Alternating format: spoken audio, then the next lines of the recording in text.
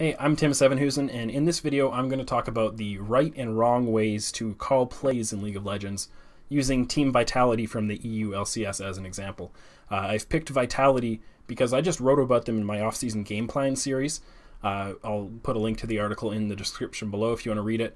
And in the article I said that Vitality had consistent issues with finding the right play call at the right time, and that it felt as though they were reading plays out of a playbook without proper understanding of when each play should be called, or a shared understanding of how the selected play should be put in motion. So I wanted to illustrate that idea, and one of Vitality's last games of the season had some really good examples of what I meant. So I'm going to go through a few moments from Game 1 of Vitality's Week 9 series against Schalke 04 to demonstrate. And to do that, I'm going to use a simple framework that breaks shot calling down into three core principles. So first of all, to have a successful shot call or play call, you have to call the right play, you have to call it at the right time, and of course you have to execute the play cleanly or effectively. So in the first play I want to look at, and I'll pull it up on screen here, this is a case where Vitality just called the wrong play and they didn't properly understand their win conditions. So I'm going to roll it out here. So in this case, Vitality's comp is very engage heavy with Hecarim, Twisted Fate, Ashe, Alistair. So it's more like a pick comp. They want to be forward moving. They want to go in and make things happen. So in this play, what's happening right now is they are setting up around Dragon. They're putting themselves into really a 4v4 scenario. So they've started the Dragon here. They've got Cabashard split pushing in top lane, and Steve is going up to meet him, but they aren't necessarily sure where he is. The enemy team has some engaged tools, but not as good as what Vitality has. So they've got Shen can go in at the taunt, they've got Lee Sin who can go in with his ultimate, Malzahar can set up a pick, and Karma can speed boost them in. That's not nearly the kind of engaged tools that Vitality has. So Vitality has the upper hand when they are the ones moving forward and initiating, when they're making something happen. They've got, like I said, all four, everyone from the jungler to the support has initiation tools, and Cabashard is more of a split push presence on Trundle, but he's more going to be a tank and to drain Shen and let them burst him down and kind of start the fight off. So this is the wrong play call, because they've put themselves into a position where they can be engaged on, because they've locked themselves into this Dragon area. And we'll see how it plays out. They work on the Dragon here. Schalke has time to recognize this. They come in with 4 players. Gilius goes in here with the Shen ultimate on him. He flashes onto Police, gets a good kick. Schalke piles in and gets 2 kills. They start off by killing Police. Now Vitality's damage is kind of gone. You notice that Shook just used his Hecarim ultimate, which is probably their best engaged tool, to now escape the fight. So they put themselves in a position where they could not use their composition effectively because they just called the wrong play, the wrong type of play for their composition.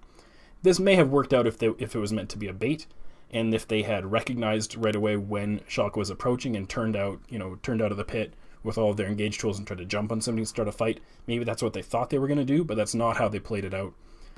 So whether they had the wrong idea, which is what I'm suggesting, or whether they just didn't get the second step of their idea, which is to close the trap, they just ran it wrong. So in the next clip, I'll just navigate to it here. This is a case where they called the right type of play, but they tried it at the wrong time. So in this clip, they've just there's been a little bit of a skirmish in the mid lane, kind of around Schalke's mid outer tower just now.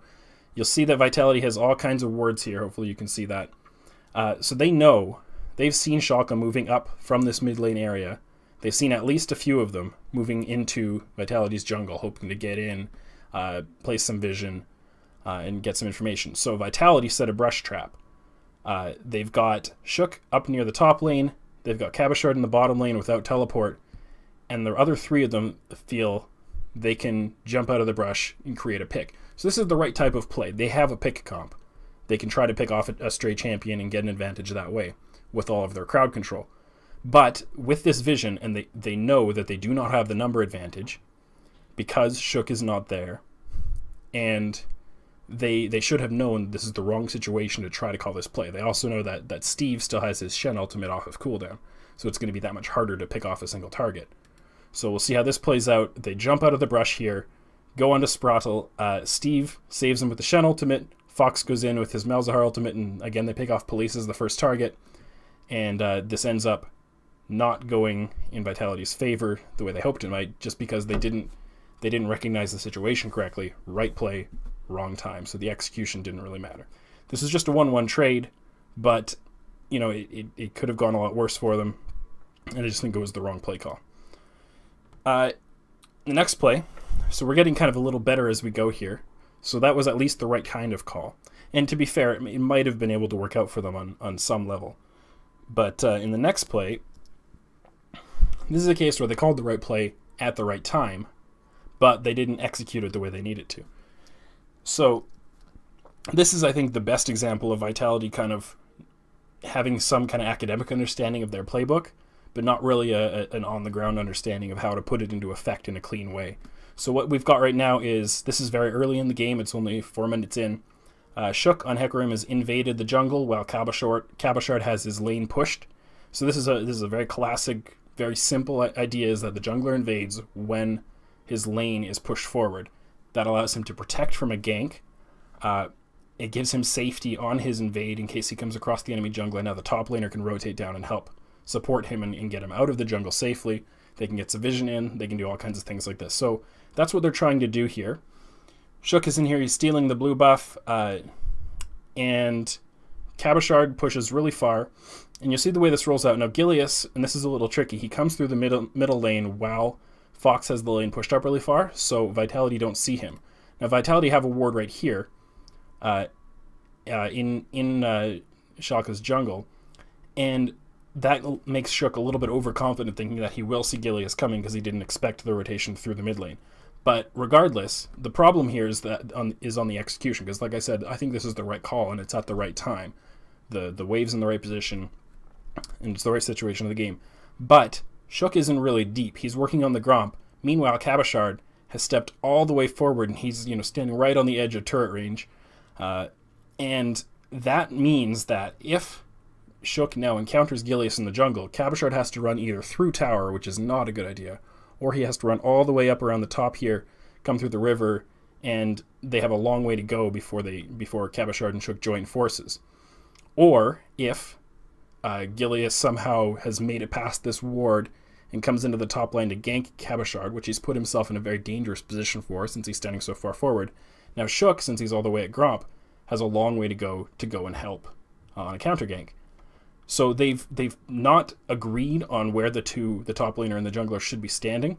I kind of suspect that Cabochard may have thought they were going to try a tower dive, which would mean that Shook would need to be standing up here in the tri-brush maybe, instead of actually working on the Gromp.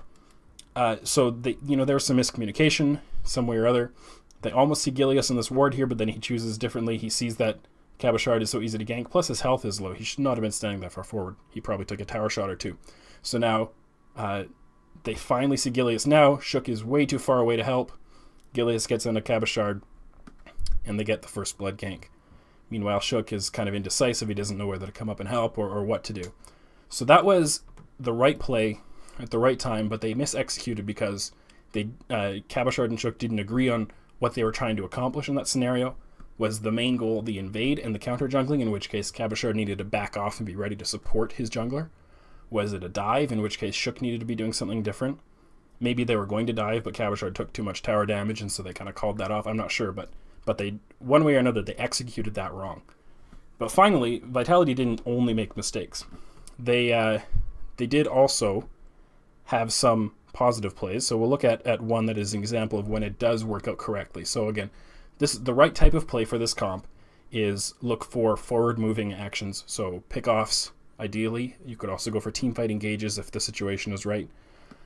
So in this case, they've got Fox standing here. His middle outer tower is in the mid game around 24 minutes. The health is quite low. And Vitality rotates into the mid lane. They've got a little bit of deep vision here, so they have some idea. They've also seen Gilius up on this ward. So they move into the mid lane. They set up a little bit of a sneak here with Police and his, often that'll be the Ash ult up the gut here, and they hit him. They go in with Nuke Duck's ultimate. They pick him off. They take the tower. So that's a nice, clean execution. They had the information to make that play.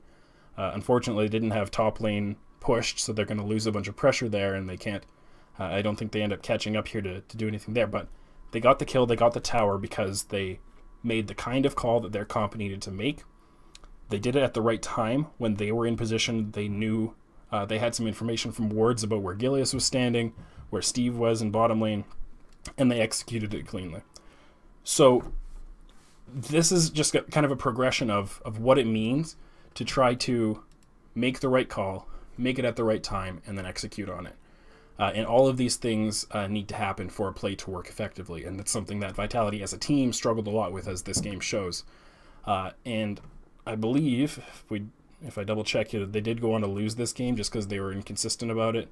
I don't know, maybe they did win this one, but they split this series, and they ended up having to play a tiebreaker against Schalke to avoid relegation. So Vitality was a team that struggled a lot, and a lot of it came down to their ability to call the right plays, call them in the right ways, execute on them together, and work as a unit, agree on what they were trying to do. So the solution to the problem of their shot calling isn't complicated. I think any team, and Vitality in this example, but any team really, they just need to spend more time talking in advance about what their win conditions are, what their composition is trying to do, what the enemy composition is trying to do, and figure out what their playbook is for that game, whether they're trying to set up picks, whether they're trying to create teamfight engages, whether they're trying to play passive and scale for the late game, and that will determine what their pace is. Do they really want to win the early game so they have to play high pressure and take some risks, or what it is? They just need to figure that out in advance and talk a little bit more. And you know, that sounds simple, but just because the solution is a simple idea doesn't mean it's easy to do. So these kinds of shot calling principles, they're the basic foundations of what every team needs to work on at all times throughout the year. And they have every team has to keep adjusting their playbook based on meta changes, try to get better at recognizing how they want to play as a team and what kind of compositions they're most comfortable running. So if you want to watch the full VOD for this game and kind of see these plays in context, I'm going to link that in the description. And you can, of course, also read my article about Team Vitality as part of my off-season game plan series, or you can also read about TSM and CLG, who I've written about as well. And you can also just leave a comment if you want to talk about the ideas in this video or about anything I've written in those articles. Thank you very much for watching.